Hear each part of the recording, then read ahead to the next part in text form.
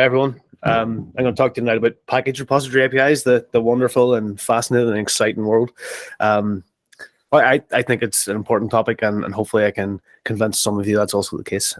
So who am I? I'm Paddy. I work at Cloudsmith, and we do all manner of package management stuff.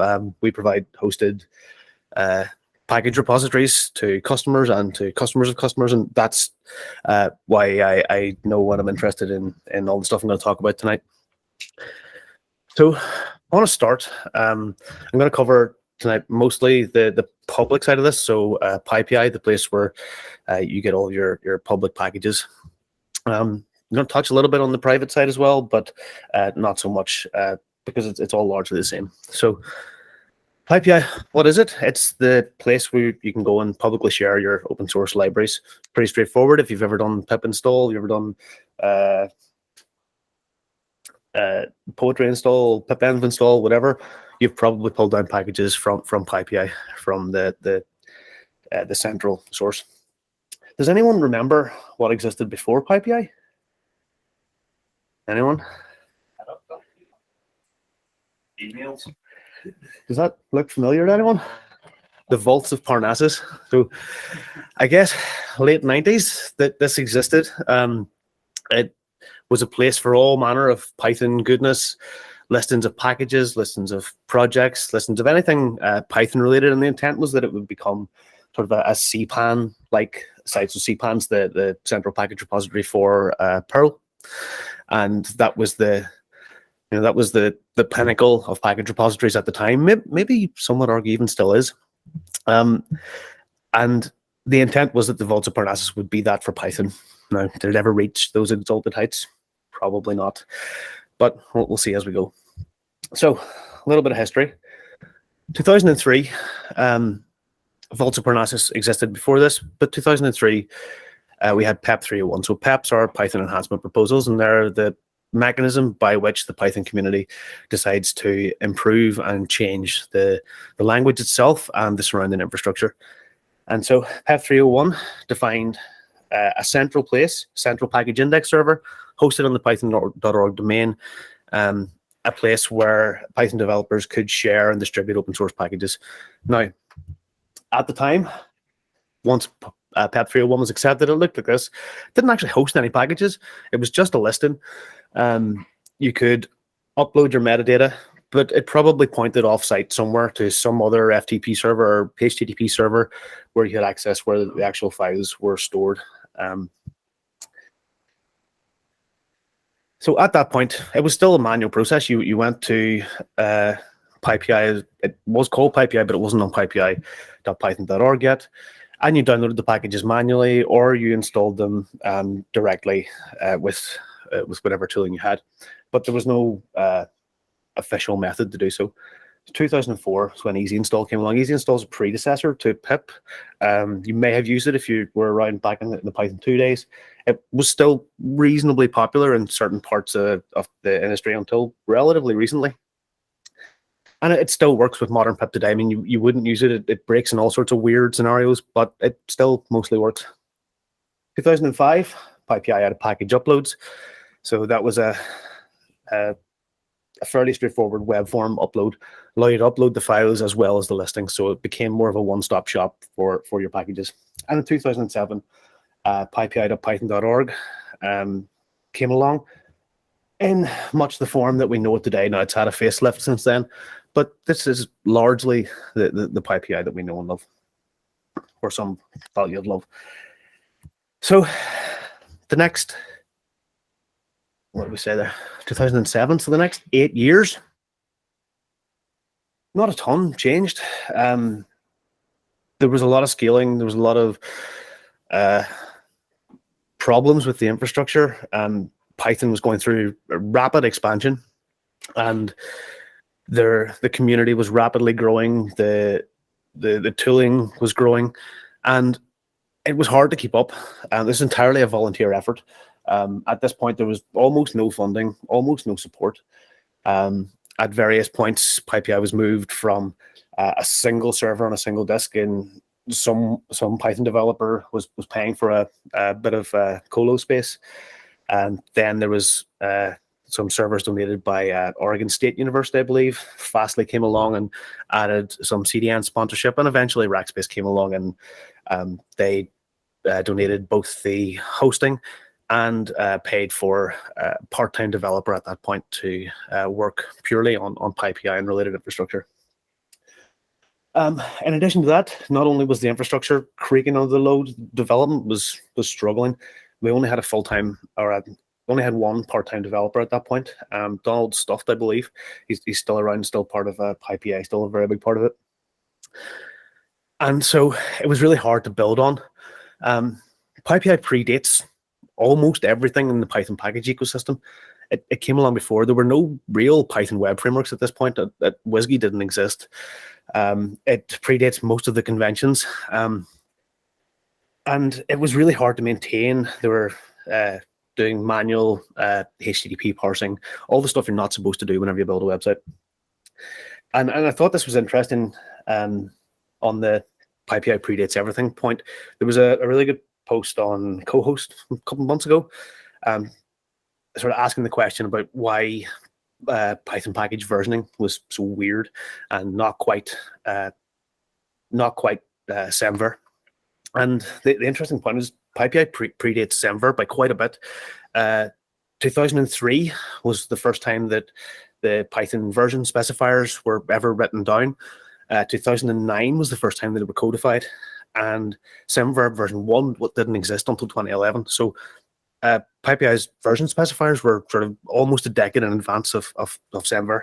And I seen this tweet pop up on my timeline earlier, and I didn't have an appropriate place to put it in, but I just wanted to put it up anyway because I think it's largely true, and anyone who works in this space can kind of see it. For anyone who can't read that back there, most people think that software versioning is a strict progression of monotonically increasing numbers, but actually, from a non-linear, non-subjective point of view, it's more like a big ball of wibbly-wobbly, version-y stuff. It's very true. So at that point, everything's fallen over. PyPI is just about keeping running. Warehouse comes along. Warehouse is a project started by Donald Stuft, I believe, when he was still working at Rackspace, or possibly HP. And it was an attempt to replace PyPI with a more modern project, but with a modern web framework, more robust, more scalable, more secure, something that it would be easier to entice contributors to work on.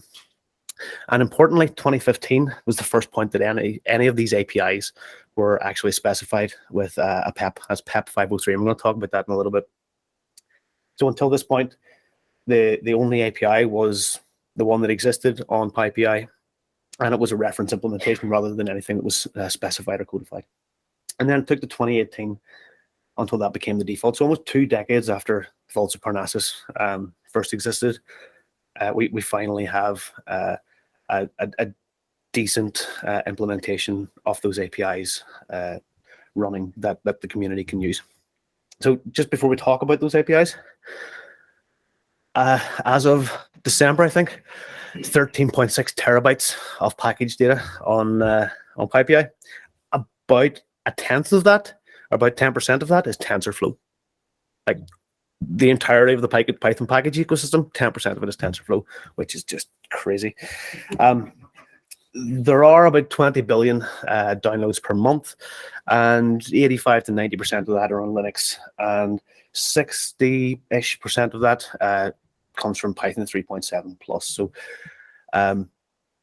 while there has been a lot of sort of gnashing of teeth and complaining about Python's transition from 2 to 3, we seem to be largely over that hump, and the vast majority of the Python community is using relatively modern versions of Python and most of the tooling.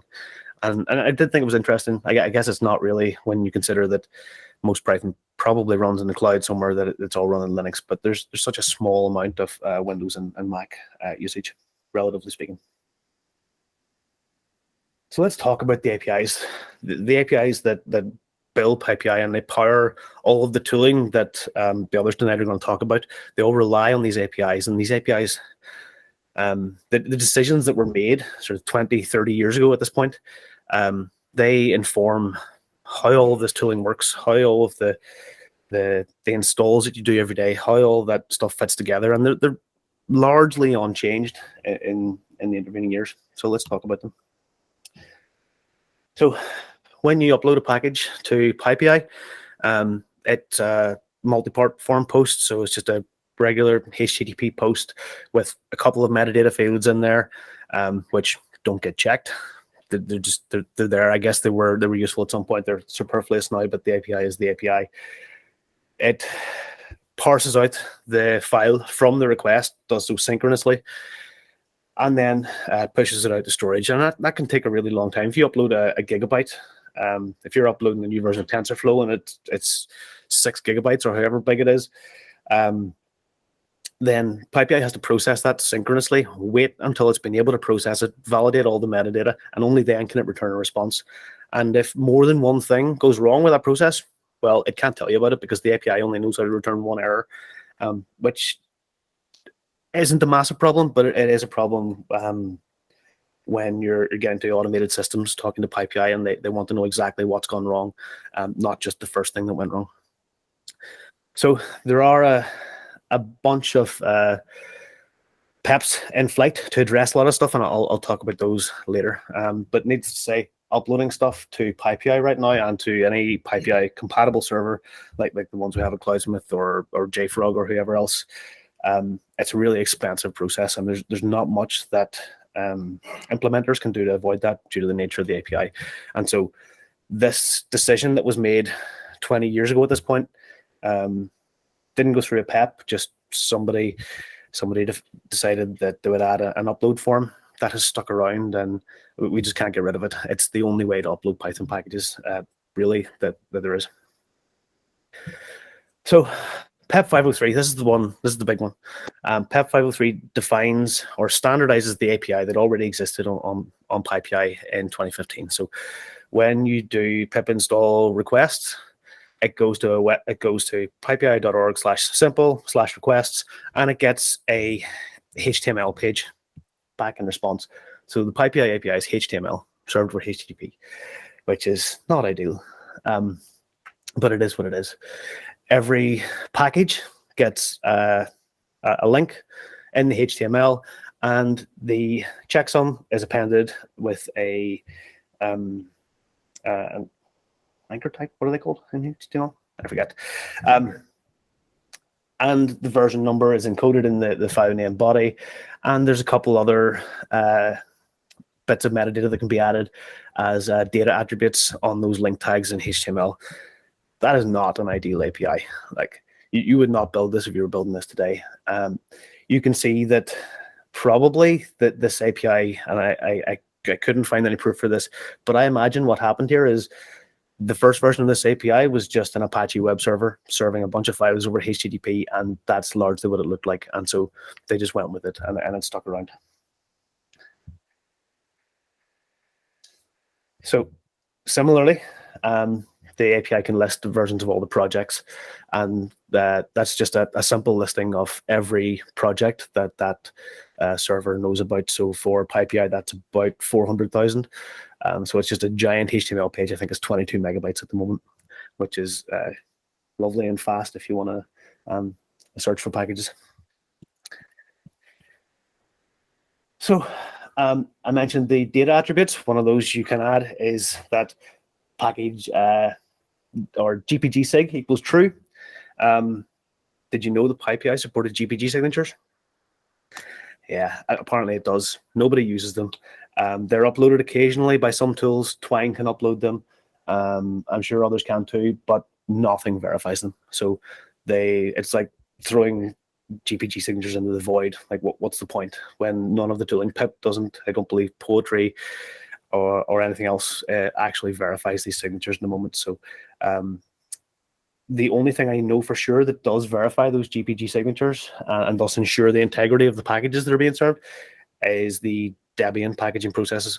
So when turning a Python package into a deb for the purposes of inclusion in the Debian distribution, they get verified then. But I'm pretty sure it doesn't happen otherwise. An extension to that API then came along in PEP 592, and that allows users to yank packages from the API. So the Python package index is immutable. You cannot delete packages except for legal reasons. But what you can do is you can yank a package and it effectively marks it deprecated, so it will not be considered for new installations. But if you've got it pinned somewhere, you can still install it directly by version. So there's a bunch of limitations in that simple API. Design's completely accidental. It was never really designed. It just sort of happened, and then APIs are APIs. We get stuck with them. Clients need to parse HTML, which is not great. It's error prone. Python standard library does have a HTML parser. A lot of languages don't. And it's really designed for human consumption, not for machine consumption as HTML. You can see there's very little metadata that's exposed. All you've seen there in that previous slide is the file name, the version, and a checksum. And that's basically it. You think, well, why is that a problem? All I need is file name to go and download it. So whenever you're doing a pip install, I want to pip install requests. How do I know what I need to install? How do I know what dependencies I need to install? I have to download the file, install it, parcel out the metadata, and only at that point can I know what dependencies there are. So I have to repeat that for every dependency I have. So when you do a pip install and it's slow, this is part of the reason why. Because PyPI does not expose enough metadata to allow your tools to go fast, especially when you don't have a log file, as most Python tooling doesn't. And again, the last point there, I think I keep harping on about, but nobody likes GPG. Even the people who, I think the people who designed it don't like it anymore. Most package communities are moving away from GPG as a mechanism for signing packages. But Python's not there yet. We'll get there. So let's do that. So Warehouse, I mentioned, is the project that runs PyPI, and it has a bunch of other APIs as well. So PyPI supports RSS feeds of new packages. It has JSON APIs, which do expose some of the metadata that's needed. It has a stats API where you can look up most downloaded packages, sorts of things. And it has an XML RPC API that can do things like search packages. The problem is most implementations of Python package servers don't support these APIs because they're not standards. They've never been properly standardized in PEPs. And the XML RPC API has been largely turned off on PyPI because it was so expensive for them to run. You cannot do pip search anymore. You try and run pip search and you look at term and say, sorry, this has been deprecated. It doesn't work. We're fixing it. We're fixing it. We know it's a problem. And they'll get to it eventually. So pretty sorry state of affairs. How do we fix it? So I'm going to run through a bunch of open PEPs, some open, some accepted, just very quickly, just to explain sort of where we are and sort of how we're moving forward with this. So PEP 458 implements signed repository metadata. That's about ensuring that when you install a package, you're actually getting the package that you intended to install, and it is the thing, it is the one that you're getting the same bytes that you requested effectively. This doesn't solve the end-to-end problem. It just solves the PyPI told me it was going to give me version 1 with this SHA. That's what I got. And how this works is they effectively sign a snapshot of the entire repository every time it changes.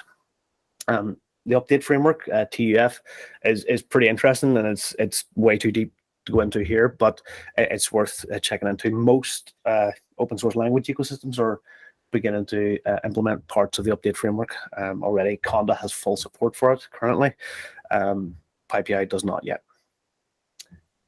So PEP 480 extends the previous one, and so not only are PyPI signing the metadata that they serve, it will allow developers to sign their packages before they upload them, and so you can get full end-to-end integrity, so you can know that the package that the developer requests built on their machine or in their CI system is exactly the same byte for byte that you're getting on your end user machine, and you can track that and trace that the whole way through. This does not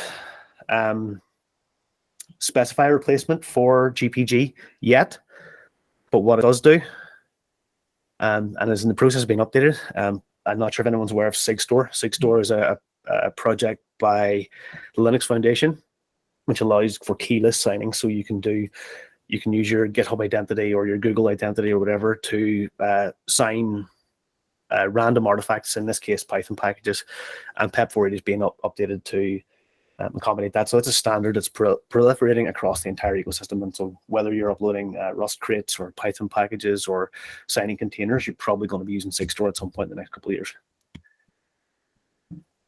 So I mentioned that PyPI didn't have enough or didn't expose enough metadata currently to allow your client-side package managers to install things quickly. That's changing. It will do.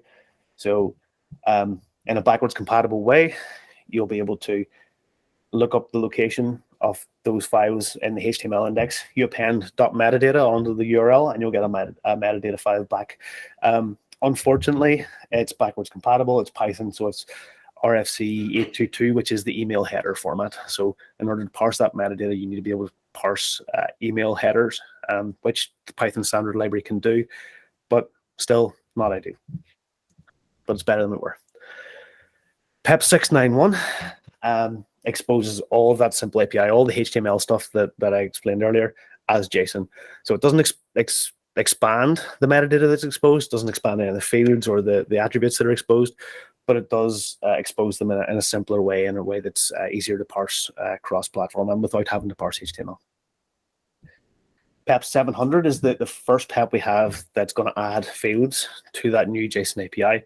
So you can see how one PEP builds in another, and over time we'll build up to a package ecosystem and a set of package APIs that actually do everything that a modern package ecosystem needs. PEP 694 is the one that implements a new upload endpoint. So it's going to be async by default, so no need to wait for the package to be processed before the request returns. Be resumable upload. So if you're uploading a 6 GB package and it craps out after 5, you can just upload the last gigabyte and it'll be fine. It'll better handle errors, better handle the metadata that's posted with the package, because it's able to process it async. It doesn't need you to upload anything at the time. You just upload the package and it figures it out. It'll allow you to stage releases before pushing them to production. So you can stage 5 related projects together and then promote them all to production at the same time. And currently on PyPI, you have to create a project before you can upload a package to it. This will change that. So you can just upload a package and the project will be created implicitly, which is a nice time saver. And a quick honorable mention, it's not really related to the APIs directly, but PyPI began to roll out enforced multi-factor authentication this year, only to the top 1% of packages so far. There was an enormous pushback on this. Google were providing free YubiKeys to all affected users. Most people were okay with it. It's a little extra friction for maintainers of popular packages, but some maintainers just wanted nothing to do with it. You know, it's like, this is my hobby project. I have no commercial relationship with any of these companies that are using my source code. Why do I care if I sign my packages or if I have to log into 2FA? I don't care. I'm going to throw it in the bin and just not do it anymore. One, I believe the maintainer of package it was a really popular package. The maintainer just deleted their package because they didn't want anything to do with signing 2FA. They didn't like the idea that a giant corporation was imposing additional work on them for their corporate requirements when this is just a hobby project for them. And I can understand that to an extent. But the question is, how do we bridge that gap, and how do we ensure that as things like the Python package index become more commercially important, how do we make sure that the community that built that ecosystem of packages doesn't get pushed aside and left out? And all that sort of goes to say this is a moving target. None of this sits still.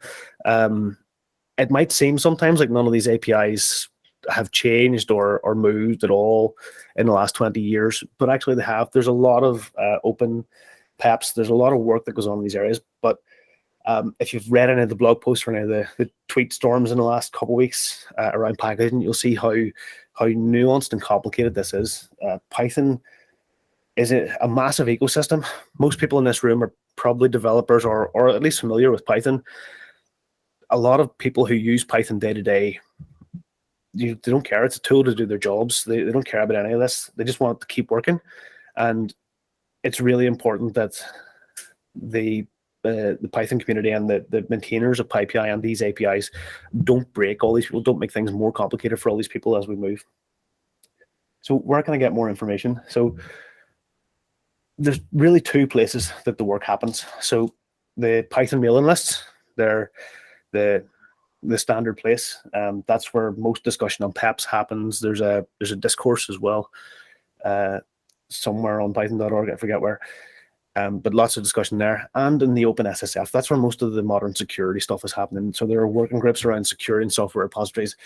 There are Slack. There's a really nice Slack channel or a Slack instance on OpenSSF, and you can go in there, and there'll be channels you can see where the Ruby Gems maintainers and the PyPI maintainers and the Rust Crate maintainers, they all have these working groups, and they talk about how to coordinate these things and how to work together and how to make sure that everyone doesn't reinvent the wheel. Because part of the problem of how we got here in the first place is that every language and every ecosystem invented their own tooling, their own ways of solving these things.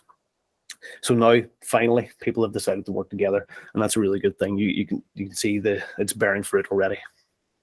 And if you go to peps.python.org, you can see all the enhancement proposals there. They accepted, they rejected everything, and you can scope them down by topic, so you see all the packaging ones there if you want to go and look at those. That's all I got, I think. Thank you.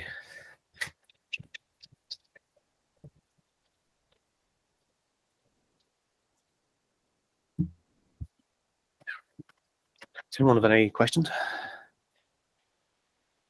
Anyone still pushing Python 2? Yes. I don't think I'm allowed to answer that question. but yes, there are a lot of Python 2 users still around. Lots of people building physical products using Python 2. Lots of robots and stuff.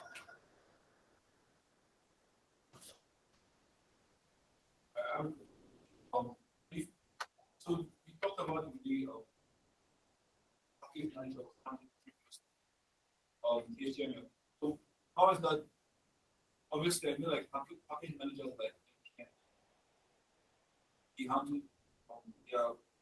the other system different. Like what's the difference between HTML and well, Python PyPI still exposes that HTML API. That's still the current one.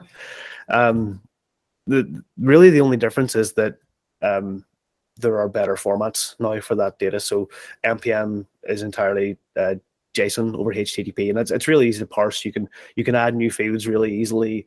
You can change the structure without breaking things too much. Whereas with HTML, you have to build these really brittle parsers, and there are limits as to how much data you can add to that. Say you want to add lists of dependencies to the HTML API, where would you put them? You know, in a data attribute. What if the thing has 1,000 dependencies? Is that okay? Maybe. It's not an ideal format for the API, I guess, but it's one of those things we're stuck with.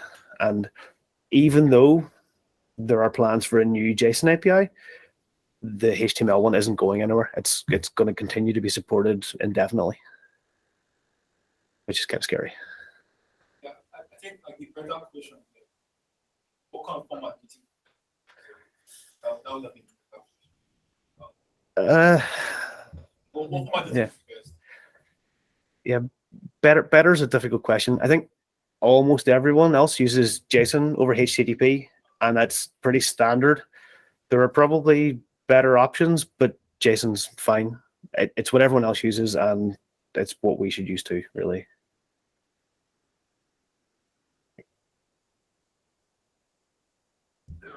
Probably a new question. I create a local package.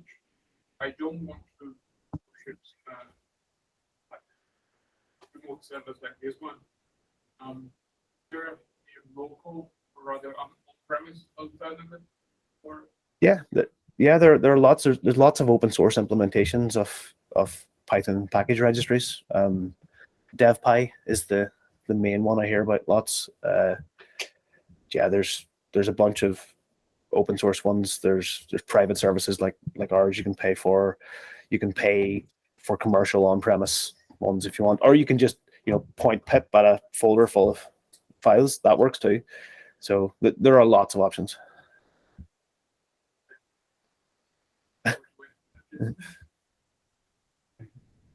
DevPy is quite complicated to set up in my experience. PyPI server is one that's a bit more accessible. Nice. I've not tried that one. And then just Apache, and I wonder if the HTML files still works. Yeah, works fine. I wanted to ask a question about upload clients.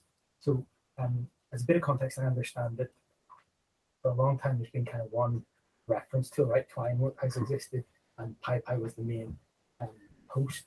And then a few other implementations popped up, like GitLab, GitHub, others, yourselves built places you can upload packages to. And then also there's a bunch more tooling has come out, right?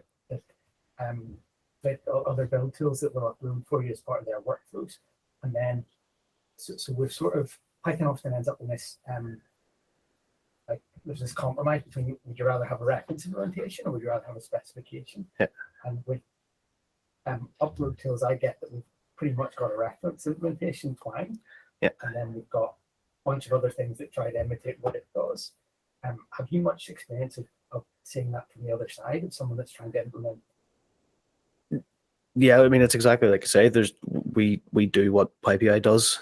We try to figure it out and reverse engineer all the clients and all the weird edge cases they've found.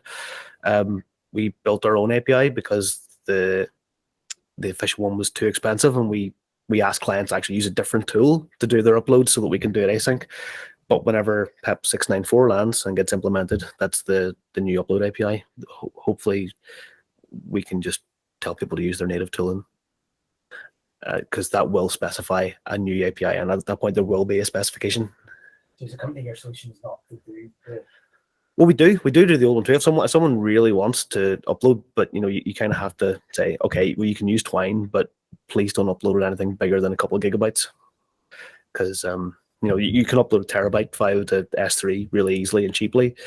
I need to pull it into memory and put it on disk to extract it and parse it, and I don't want to do that. I've had frustrations with they're not always compatible with different clients. Some of them work with some of the vendors. Yeah. Yeah, it's a problem with the APIs themselves too, because there weren't really specifications for a lot of stuff, and even PEP 503 is 2015. Like, that's not that long ago. So I guess from your answer, you're saying that the specification would be a good thing, and we're going to work from it. Yeah, but equally, all these clients that are out there, they're not going away. Like, we're still supporting some of the stuff from 20, 30 years ago. We're going to have to continue to do it indefinitely. It might mean that we'll have a new thing to point people at and use, but I don't think we ever get rid of the old stuff. That's the problem. And actually, newer ecosystems like Rust and NPM and stuff, for all the crap that NPM gets, like they've learned a lot of these lessons from older ecosystems like Python and Perl, and they've done a lot of this stuff right. Whatever people think about the client tooling.